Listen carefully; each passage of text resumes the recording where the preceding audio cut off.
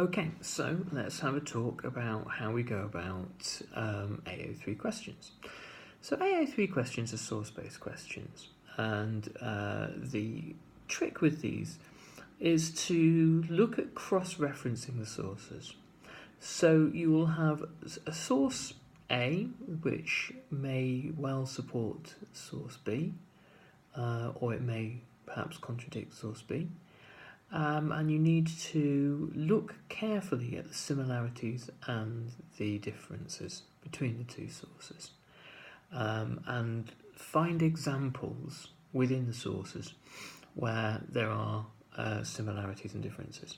So let's say that we have a picture source of Martin Luther King cheering to the crowds, and within that source, within the second source, somebody writing that they actually didn't think very much of him. So we'd have their contradiction.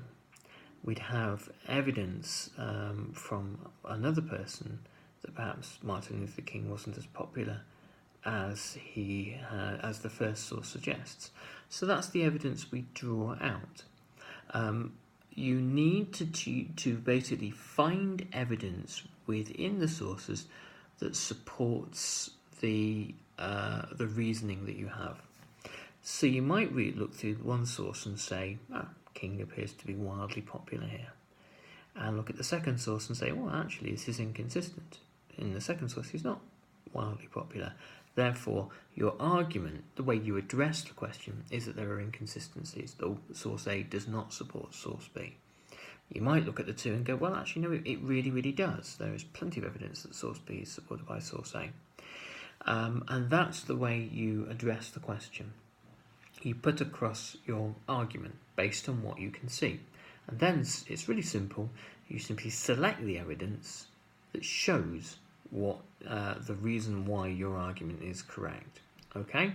So once again, it's all about selecting appropriate evidence that proves and justifies and substantiates the argument that you started out with. And it's about presenting evidence that will lead you towards a final judgment. And the judgment is always going to be about how far, to what extent does source A support source B or undermine source B. So you'll never have a question saying it's absolutely 100%. There's no way source A can be anything other than completely undermined by source B.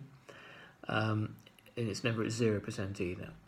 You're always going to be to a greater or a lesser extent. That's the two places you're going to be at. You're never going to be in the middle either, where you say, 50% sitting on the fence. It both is and isn't. So the answer is always in an AO3 to a greater or a lesser extent. Okay?